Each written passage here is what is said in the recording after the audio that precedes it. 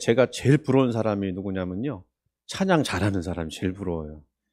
왜냐하면 우리 새벽기도 때나 뭐 온라인 예배 드릴 때 이렇게 반주 없이 이렇게 제가 또 찬송을 부를 때 불러야 되거든요.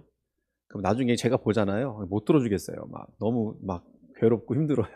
그래서 요즘에는 새벽기도 때 반주 이렇게 해갖고 하는데, 문제는 너무 높게 이게 찬송들이 나오네요. 새벽에 부르려니까 꺽꺽거리고 막 그러는데, 하여간 찬양 너무 잘해줘서 감사하고, 우리 에바다 찬양대한테 지금 부탁을 먼저 해야 될 거 아니에요. 예배 끝나고 설교 끝나고 우리 세이머들이 찬양 있잖아요. 그거 끝나고 나와서 바로 좀 같이 불러줬으면 좋겠습니다. 몇 주 전에 제가 설교를 준비하려고 이게 재료로 쓰려고 책을 한 권을 샀어요. 근데 그때 이제 이 책을 이렇게 예화로 쓰지 못하고 넘어간 책이 있는데, 제목이 바라봄의 법칙이라는 책이에요. 근데 이제 그 책을 그냥 못하고 이렇게 두었는데, 제가 이제 오고 가면서 자꾸 눈에 들어옵니다. 그리고 자꾸 신경이 쓰여요. 마음속에 어떤 마음이 드냐면, 하나님이 이 책을 좀 소개하라 이렇게 말씀하시는 것 같은 느낌을 받았어요. 그래서 오늘 이 책을 좀 소개하려고 그러는데, 저자는 좀 조그맣게 나와 있지만 주대준이라고 하는 분인데, 어릴 적 무척이나 어렵게 자랐대요. 근데 이제 하나님을 만나고 거기서 믿음으로 꿈을 꾸면서 이렇게 성장을 하다가 결국에는 공학 박사가 되었어요. 근데 공학 박사가 되었는데, 어느 날 이렇게 산에 갔다가 내려오면서 청와대가 눈에 들어오는데, 내가 청와대에 지금 들어가고 싶다 생각이 들고 꿈을 꾸게 됐더라는 겁니다. 그래서요, 하나님께 기도하면서 하나님 나 청와대에 들어가게 해달라고 했는데 진짜로 청와대에 들어갔어요. 뭐로 들어간지 아십니까? 경호실로 경호실로. 아니, 이분은 공학 박사인데 경호실로 들어갔어요. 나중에 경호차장까지 됐습니다. 아니, 무술도 잘하는 분도 아니고 어떻게 그렇게 될 수 있었을까? 근데 이분이요, 이 경호도 IT로 이거를 모든 걸 해야 된다. 안 그러면 경호 제대로 할 수 없다. 그래서 이 최첨단 경호를 계획하고 설계하는 직책으로서 이렇게 들어가게 돼서 경호실 차장까지, 경호차장까지 하고 나왔습니다. 얼마 전에 북악산 개방이 됐잖아요. 그렇게 된 이유가 뭐냐면 IT 기술이 있기 때문에 그걸 다 볼 수가 있어서 자신감 있게 개방을 한 거죠. 그 뒤에 이분의 경력이 아주 화려하게 수놓아집니다. 카이스트 전산학 교수를 거쳐서 몇 개월 되지 않았는데 카이스트 부총장이 돼요. 그리고 거기서 나와서 설린대 총장이 되고, 그 다음에 CTS 인터내셔널 회장으로 옮겨갔습니다. 우리가 뭐 세상적으로 볼 땐 대단히 성공한 인물이에요. 그런데 이분이 자기가 그렇게 될 만한 인물이 아니었다. 너무 어렵게 자랐고 너무 힘들게 자랐는데, 이렇게 될 수 있었던 것이 뭐냐? 바라봄의 법칙이다. 이렇게 얘기를 해요. 아브라함이 별들을 바라보고, 하나님 바라보라고 하잖아요. 바라보고 꿈을 꿔라 말씀했을 때 가나안 땅을 주시겠다는 꿈을 가지고 그렇게 나갔다라는 거죠. 우리도 그렇게 하나님 주신 꿈을 바라보고 나가면 하나님 그것을 이루어 주실 것이다 라고 하는 그런 내용이었어요. 그래서 그 내용에 보면 바라봄의 법칙 그렇게 이야기하면서 뭐라고 이야기하죠? 바라봄의 법칙은 믿음의 법칙이요 비전의 법칙이다. 그래서 설명을 이렇게 합니다. 마음속에 비전을 품고 믿음으로 바라보며 자신이 할 수 있는 한 최선을 다하면 하나님께서 반드시 이루어진다는 삶의 체험적 고백이 바로 바라봄의 법칙이다. 바라봄의 법칙에서 말하는 믿음은 현실적으로 도저히 불가능하고 바랄 수 없는 중에도 오직 하나님 한 분만 바라보고 나가는 불태전의 믿음이요 죽은 자도 살리시며 계란으로 바위를 깨는 기적을 창출하는 하나님을 바라보고 믿는 믿음이다. 이렇게 설명을 했어요. 참 우리에게 도전을 줍니다. 그리고 이런 믿음을 우리가 갖기를 원합니다. 그런데 우리가 이런 책이나 글을 볼 때는요, 조금 조심해서 봐야 돼요. 제가 그 얘기를 좀 서두에 좀 길게 하려고 그러는데요. 이 바라봄의 법칙에 대해서 두 가지의 상반된 평가가 있습니다.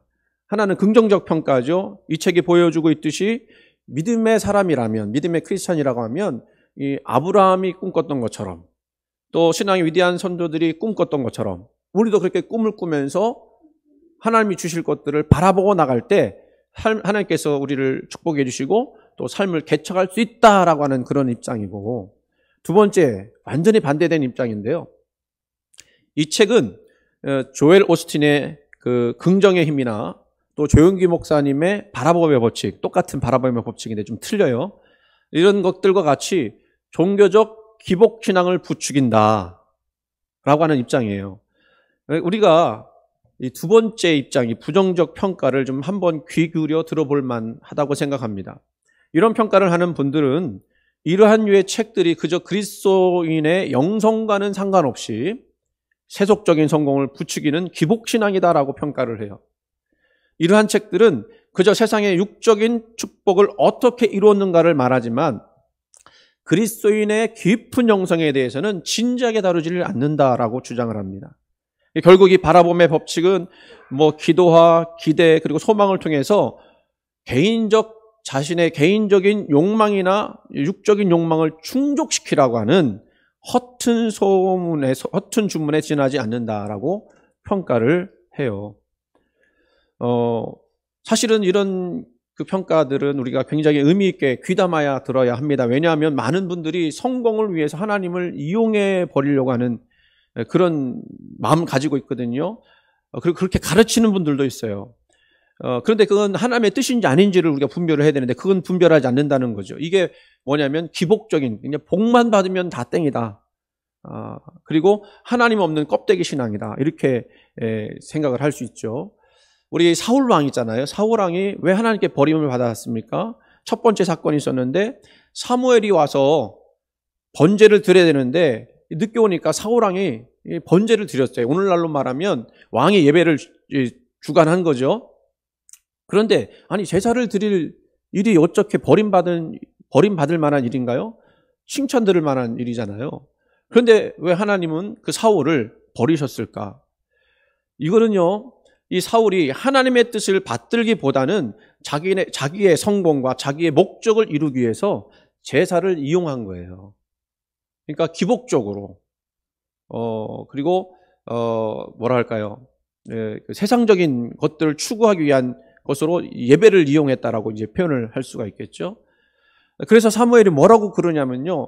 사무엘상 5장 22절 사무엘이 이르되 여호와께서 번제와 그 제사를 드리는 다른 제사를 그의 목소리를 청종하는 것을 좋아하심같이 좋아하시겠나이까.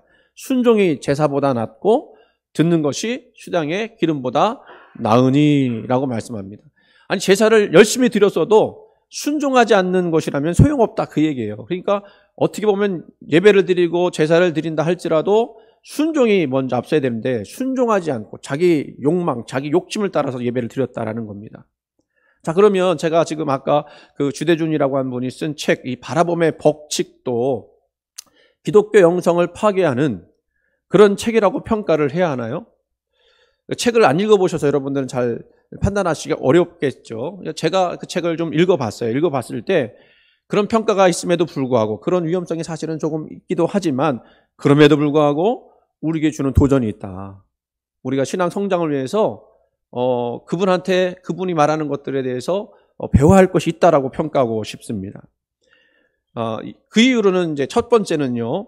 이 주대준이라고 하는 분은 신학자가 아니에요. 그러니까 뭐 깊은 영성을 말한다든지 그걸 신학적으로 풀어낸다든지 그럴 수 없는 분이고 그렇게 하는 것도 맞지 않는 거죠. 근데 이분은 평신도로서 자신의 삶을 개척해 나갈 때 하나님의 도우심을 받았다. 자기의 경험과 노력을 자신의 신앙 안에서 해석하고 풀어냈고 하나님이 도와주셨음을 경험한 거죠. 그것이 하나님의 은혜였더라 이렇게 얘기하는 거예요. 그러니까 우리가 이런 노력이나 이런 믿음을 이거는 기복적인 거야, 쓰레기야 라고 평가할 수 없는 거죠. 그리고 지은이는 또 염려하는 것처럼 단지 자신의 성공만을 위해서 하나님을 이용한 것이 아니었어요. 이 바라봄의 법칙을 사용한 것이 아니었어요. 그가 말하는 성공이란 단지 경호실 차장이 되는 것에 있지 않았습니다. 오히려 뭘 추구하고 뭘 바라봤느냐면요. 자신이 가지고 있는 이 재능, 이 IT에 대한 기술, 이것들을 경호실 직원들이라고 해야 되나요? 경호원들에게 나눠주어서 그 사람들도 이제 앞으로 우리가 닥쳐야 할 그런 미래 세대의 어떻게 하면 경호를 잘할 수 있을지를 가르쳐 주었어요. 그래서 그 사람들도 풍요롭게, 그 삶이 풍요롭게 되는데 목적을 두었습니다. 그의 신앙의 목적은 성공하는 게 있지 않고 예수님 말씀에 있었어요. 이 두 가지 계명으로 나오죠. 하나님을 사랑하고 나의 이웃을 내 몸과 같이 사랑하는 것. 이게 자신의 신앙의 목적이라고 이야기합니다. 이분은 바라봄의 법칙을 사용하면서도 계속해서 뭘 질문하느냐면 성공의 의미가 뭐냐? 하나님께서 말씀하신 성공의 의미가 뭐냐라고 계속 질문한다고 그래요. 그리고 마지막에 그가 결론 내린 그 신앙의 목적이라고 하는 것은 우리 지난주에 말씀드렸지만 하늘나라의 상급이다. 이 땅에 쌓아놓는 것이 아니라 하늘나라에 쌓아놓는 것이다 라고 하는 것을 고백합니다. 이거는 아까 제가 이 비판적으로 이런 것들을 이야기했던 그 비판이 적용되지 않는 거예요. 그러니까 단지 자기의 성공만을 위해서 하나님 이용했던 것이 아니라는 거죠. 저는 그런 것들을 보면서 이런 생각을 했습니다. 예수 믿는 사람이 단지 성공을 위해서 하나님을 믿는다고 하면 그건 기복신앙이다. 하지만 그 성공을 다른 사람들에게 나누어주고 그가 속한 직장이나 모임이 더 성장하고 풍요로워지는데 이것을 이용한다고 하면 그것은 사명이다 라고 생각을 했어요. 여러분 그렇게 믿지 않으셨습니까? 여러분이 있는 곳이 선교지 아닙니까? 그러면 여러분이 있는 곳에서 최선을 다해서 성공을 하고 또 그것을 위해서 우리가 기도하고 말씀을 의지하여서 집중을 해야 될 것입니다. 왜냐하면 하나님은 우리를 세상의 빛으로 소금으로 부르셨기 때문에. 그래서 이 영성이라고 하는 것은 뭐예요? 이 영성이라고 하는 것은, 깊은 영성이라고 하는 것은 내가 있는 그 자리에서 최선을 다하면서 하나님을 경험하고 하나님의 도우심을 경험하는 거. 이게 영성이지 않습니까? 그러면 믿음의 사람은 맡은 일에 최선을 다해야 합니다. 맞습니까? 하나님 주신 사명으로 그 일을 생각하고 그 일이 잘 되어져서 나의 성공이 곧 내 곁에 있는 사람들의 성공으로 이어지도록 하고, 그렇게 되기 위해서는 우리가 게으름을 핀다든지 최선을 다하지 않는다든지 하는 그런 태도는 옳지 않다. 그건 하나님의 영광을 가리는 것이다라고 생각하고 살아가야 한다는 것입니다. 제가 여러분에게도 잘 되기를 원합니다. 잘 될 줄로 믿습니다라고 말씀을 드렸는데 그 의미는 나 혼자 성공해서 잘 된다는 의미가 아니라 나의 이 성공이라고 하는 이 세상적인 성공이겠죠. 이런 성공이, 이런 유익함이 다른 사람에게도 전파되어서 같이 행복해하는 그런 것이라고 말씀을 드리는 거예요. 우리가 이런 일에 최선을 다하다 보면 나도 모르는 순간에 어느 순간 전문가가 되어질 것이고, 그렇게 될 때에 나도 모르게 선한 영향력을 끼치는 사람이 될 거라는 거죠. 이 주대준이라고 하는 분은 바로 그러한 마음으로 어떻게 하면 자신이 가지고 있는 재능을 다른 사람들에게 나눠줄 수 있을까, 그것을 기도하면서 그것을 바라보면서 행동했다는 거예요. 순종했다는 거예요. 그래서 이 경호실이요 엄청나게 비약적으로 발전을 했고, 처음엔 거기에 대한 이해가 전혀 없던 직원들이 이제는 그 필요성을 알게 돼서 완전히 이제 시스템이 완전히 바뀌어지게 되었다라는 겁니다. 여러분이 저에게 직장에서 어떻게 해야 합니까? 라고 묻는다면 최선을 다하되 혼자서만 잘 되려고 하지 말고 나를 통해서 다른 사람들이 다 행복하고 잘 되어지기를 기도하십시오라고 말할 것입니다. 그렇게 되기 위해서는 내가 감당해야 될 직분과 업무를 잘 파악하고 잘 해야 되고 나의 잘됨이 유익이 될 수 있도록 애써야 되는 것이 우리의 사명인 것이죠. 우리는 믿음으로 오늘 하루도 우리가 걸어가야 할 길을 가야 하고 맡겨진 사명을 충분히 감당할 수 있도록 노력도 해야 합니다. 그리고 그것이 잘 되어진다고 하는 것은 오직 하나님의 손에 달려있는 것이기 때문에 하나님을 바라보면서 기도하면서 그 일들이, 우리 노력들이 헛되지 않도록 기도해야 하는 것이죠. 그러면 하나님이 여러분들을 도와주실 것입니다. 그런데 우리가 그렇게만 생각하면 실패한 것은 믿음이 없는 거고 잘못된 것은 우리 기도하지 않은 탓이다라고 평가할 수 있다, 그렇게 생각할 수 있다라고 하는 것이 염려죠. 그러나 여러분, 우리가 살다 보면 노력했음에도 불구하고 실패하고 넘어질 때가 있습니다. 그러나 그때 어떻게 돼요? 낙심하지 말고 거기에 또 다른 하나님의 뜻이 있음을 기억하고 바라보면서 그것을 또 다른 기회로 삼고 실망하지 않고 다시 한번 하나님 바라보고 일어서서 어디에 하나님의 뜻이 있는지, 그리고 내가 지금 이 시간, 이 실패한 이 순간 어떻게 해야 될 것인지를 낙심하지 않고 긍정적으로 바라보고 나가는 것. 이게 우리 진정한 성경에서 말하는 바라봄의 법칙이라고 믿습니다. 하나님은 오늘도 하나님의 영광을 위해서 열심히 살아가는 하나님의 백성들을 통해서 하나님의 영광 보시기 원하십니다. 세상에서 다른 사람들에게 유익을 끼치기 위해서 고군분투하는 사람들을 사랑하십니다. 그렇기 때문에 우리에게 만약에 닫힌 문이 있다면 그 문은 열려져야 할 것입니다. 그리고 그 문을 반드시 열어서 들어가야 할 줄로 믿습니다. 오늘 말씀 보니까 여리고성을 정복하기 위해서 여호수아에게 하나님께서 말씀하시는 장면이 나오는데 1절 말씀 보니까 여리고에 대해 이렇게 표현했습니다. 여리고는 굳게 닫혔고, 굳게 닫혔다는 거는요, 아무리 열려고 해도 열 수가 없는 문이라는 뜻 아닙니까? 여러분, 이 닫힌 여리고 문이 열려야 됩니까? 아니면 계속 닫혀 있어야 됩니까? 예? 열려야죠. 계속 닫혀 있으면 안 되잖아요. 우리 인생의 문도 마찬가지입니다. 여러분 안에, 여러분 삶 속에서 만약에 닫힌 문이 있는 것처럼 느껴지는 것이 있다면 그 굳게 닫힌 문이 열려져야 됩니까? 아니면 닫혀 있어야 됩니까? 열려져야 합니다. 지금 이스라엘 백성들은 이렇게 굳게 닫힌 여리고 성문 앞에 있습니다.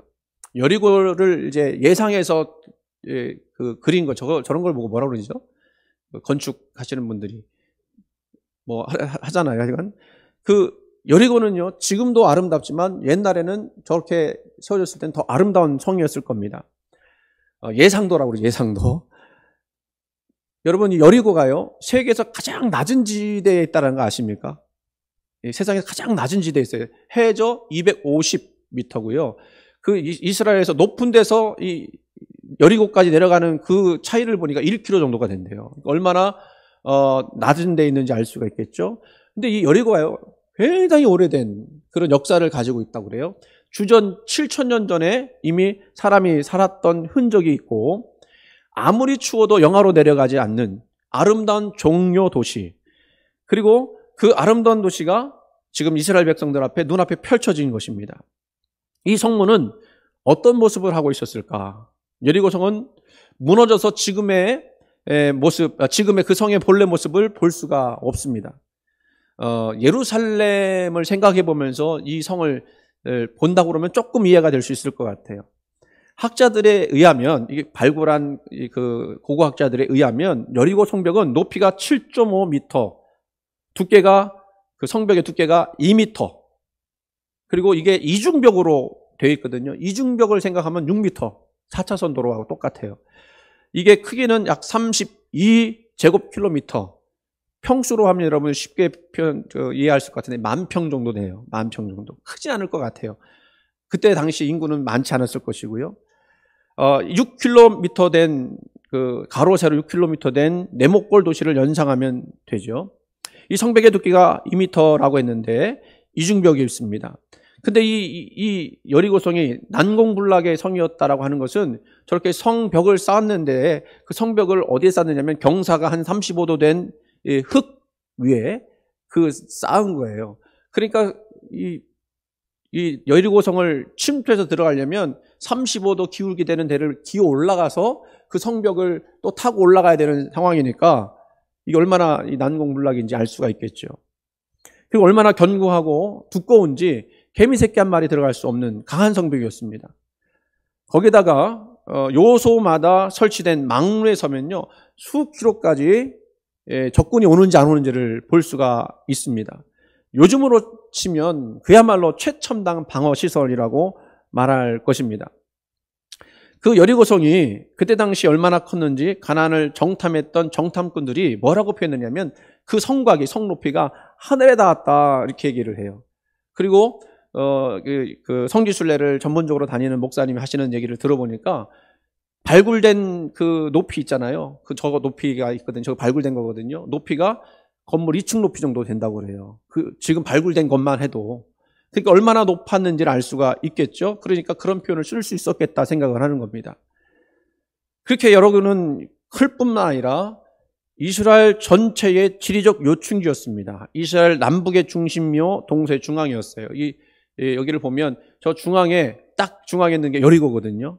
이쪽 동쪽에서 서쪽으로 넘어옵니다. 넘어오면서 요단강을 건너가고 길갈에서 준비하고 있다가 여리고성을 무너뜨린 거 아닙니까? 거기 보면 남과 북의 중심지예요. 그렇죠? 그리고 동서의 중심지예요. 여기를 점령해야만 가나안 땅을 점령할 수 있다고 할 수가 있는 거죠. 그러니까 하나님이 여리고성을 먼저 정복하도록 한 것입니다. 실제로 1차 세계대전 때 1918년대에 영국의 알렌비 장군이요. 알렌비 장군 누군지 잘 모르시죠? 저도 몰라서 찾아봤더니 아라비아 로렌스 영화 있죠. 거기에 이제 나오는 실제 장군인데 이 장군도 팔레스타인을 정복을 할 때 이 성경에 나온 이 여호수아의 작전을 모방해서 이 팔레스타인을 정복했다라고 하더라고요. 그러니까 여리고는 그만큼 중요한 도시였습니다. 이 가나안을 약속의 땅으로 만들려면 반드시 정복해야 될 곳이었어요. 문제는 뭐였죠? 이 성이 너무 크고 견고한 성이었다. 이스라엘 자손들로 말미암아 여리고는 굳게 닫혔고 출입하는 자가 없었더라. 이게 여리고성의 모습이었던 겁니다. 그러나 어떻게 해야 돼요? 그 문은 굳게 닫혔지만 반드시 열려야 하는 문입니다. 굳게 닫힌 여리고, 그래서 나중에 그 문이 열려지게 되지 않습니까? 오늘 6장의 내용에 그런 내용인데, 그러면 그 열리게 될 수 있었던 그 이유가 뭘까?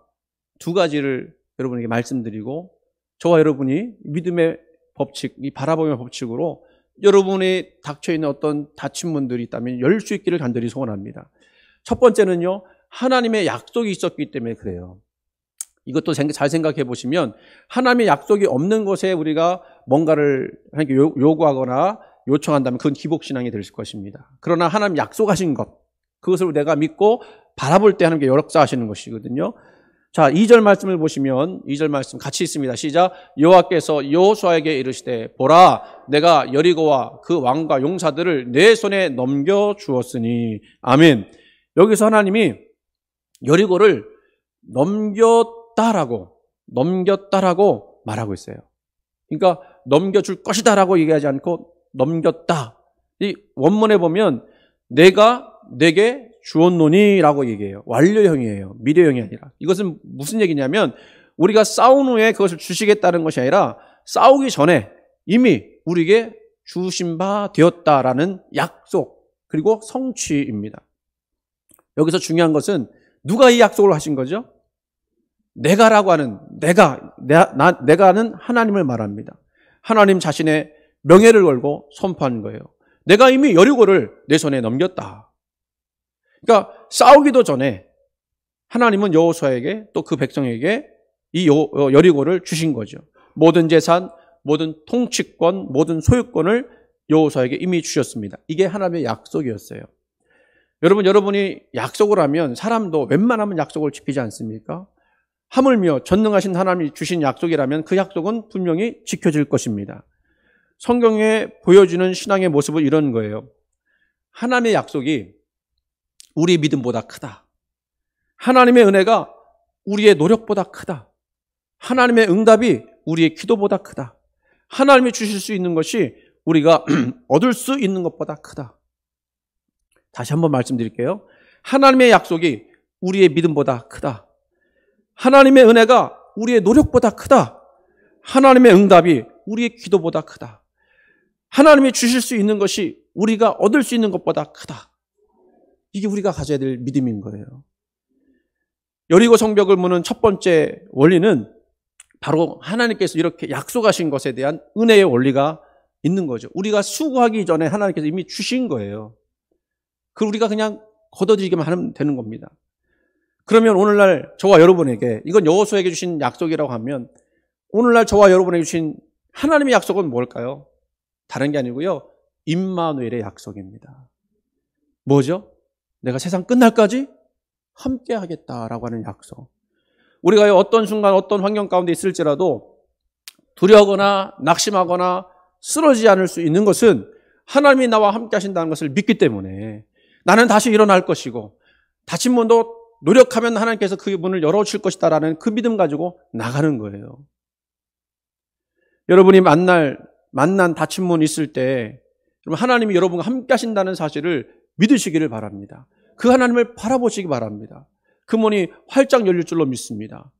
우리 그 찬양 세이머들이 아까 다시 부른다고 그랬는데, 아니 지금 아니고요. 이따 끝나고 아직 하나 남았어요. 그 노래가 박자가 되게 어려운데 제가 너무너무 은혜 받았어요. 그 가사가 너무 좋아서. 그 찬양을 이따가 부를 건데 세임 주실 줄로 믿습니다. 독수리 날개침이 올라감 같은 놀라운 역사들이 하나님이 함께 하심으로 여러분에게 주어질 것입니다. 두 번째, 그 문이 열릴 수 있었던 이유, 약속이 있었다면 뭐가 있었느냐면요, 그 약속에 대한 순종이 있었어요. 3절 말씀 읽어봅니다. 너희 모든 군사는 그 성을 둘러 성 주위를 매일 한 번씩 돌되 엿새 동안 그리하라. 여러분, 하나님이 그 백성에게 명령하셨어요. 어떻게 하라고요? 하루에 한 바퀴씩. 그리고 언약궤를 따르라. 엿새 동안 그리하라고 그렇게 했어요. 여러분, 이 명령이 아까 여리고 성을 보셨을 때 이게 좋은 명령일까요? 좋지 않은 명령일까요? 그 여리고 백성들은 가만히 무너지기를 기다렸을까요? 아니죠. 그들도 무장하고 이 백성이 어떻게 하는가를 보았을 것입니다. 그렇게 생각했을 때 이 이스라엘 백성에게 내려진 이 명령은 좋은 명령이 아니에요. 쉽게 순종할 수 있는 명령이 아니었습니다. 아마 백성들은 이런 명령 하시리라고 생각했을지 몰라요. 너희 중에 특수부대 몇 명 뽑아갖고는 그 성벽 무너뜨려라. 밤에 몰래 여리고로 들어가서 그 성문을 열도록 해라. 특공대를 조직해서 감쪽같이 저걸 제압할 방법을 연구해라. 그렇게 했다면 그게 사실은 더 현실성 있는 거죠. 그런데 하나님의 명령은 너무 평범했을 뿐만 아니라 이해도 안 되는 명령이었어요. 성을 한 바퀴씩 돌라. 엿새 동안 돌라. 그리고 마지막 날에는 7바퀴를 돌고 크게 나팔을 불면서 소리를 지르라. 그런데요, 이스라엘 백성들이요, 어떻게 했어요? 이해되지도 않는 그 명령에 순종을 했고, 그날 여리고는 무너졌습니다. 하나님의 관점은 무엇이냐면요, 여러분, 여리고를 무너뜨리는 데 있지 않았어요. 그 백성이 순종하느냐 안 하느냐에 있었어요. 여러분, 하나님이요, 때로는 말도 안 되는 일을 우리에게 명하실 때도 있어요. 그리고 그것을 순종하라고 말씀하실 때도 있어요. 근데 그럴 때 이해가 되지 않지만 우리가 따라가면 하나님이 우리에게 은혜를 베풀어 줄 줄 믿습니다. 여러분, 가장 무너뜨리기 어려운 것이 뭔지 아십니까? 잠언에 보면 사람의 마음이라고 했어요. 사람 속에 있는 불순종을 무너뜨리는 것이 가장 어렵습니다. 아마 여러분들이 신앙생활하면서 제일 힘들어하는 것이 뭐냐면 내 속에 있는 불순종, 이거 깨뜨리는 거. 내 육신은 자꾸 편한 대로 가고 싶어 하는데 하나님의 말씀은 자꾸 좁은 문으로 가라고 그러죠. 그래서 그거를 깨뜨리는 것이 너무너무 힘들 것입니다. 그런데 순종을 해야 하는 거예요. 이스라엘 백성들 어떻게 했다고요? 성을 돌아라 했더니 성을 돌았어요. 7번 돌아라 그랬더니 7번 돌았고, 소리 지르라 그랬더니 와 하고 소리 질렀어요. 문제는 순종이에요. 여러분이 삶에 어떤 닫힌 문이 있다고 할 때 그 문을 보면서 하나님 말씀이 무엇인지 분별하고 그 말씀대로 따라가면 그 문 반드시 열리게 될 줄 믿습니다. 교부 터툴리안이라고 하는 분이 계세요. 삼위일체라는 말을 만들어낸 분인데, 이분이 이런 말을 했습니다. 뭐라고 했다고요? 나는 합리하기에 믿는다, 불합리하기에 믿는다.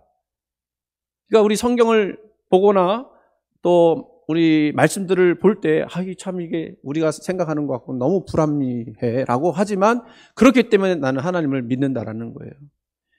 이성적으로 타당한 것은 공부의 대상이지 믿음의 대상이 아니라는 것입니다. 이해되지 않아도 하나님을 신뢰하고 나가는 거예요. 지금 오늘 코로나 이 시대에 하나님 보이지 않는 것 같아도 하나님 계심을 믿고 믿음으로 나가는 거예요. 아브라함에게 100세에 낳은 아들을 바치라고 하는 명령이나 또 홍해바다를 뛰어들어가라고 하는 명령이나 다 불합리한데도 불구하고 순종했을 때 어떻게 됐어요? 역사가 일어났어요. 미국의 한 대학에서 교수가 학생들한테 이렇게 질문했답니다. 만일 당신에게 단 5일의 시간이 남아있다고 하면 무엇을 하겠습니까? 그 시간을 어떻게 보내겠습니까? 그랬더니 학생들이 아주 단순하게 대답을 합니다. 사람들에게 사랑한다고 말하겠습니다. 해변을 거닐며 그 해지는 광경을 바라보겠습니다. 내가 미워했던 사람을 찾아가 용서를 빌겠습니다. 그랬더니 그 말을 들은 교수가 이렇게 말했습니다. 그렇다면 그것을 지금 하십시오. 그것을 왜 지금 못합니까? 라고 얘기를 했대요. 여러분 긴 말보다 단순한 순종이 더 위대한 역사를 일어난다는 것을 믿으시기 바랍니다. 이스라엘 백성이여 순종하자 하나님의 기적을 창조하셨어요.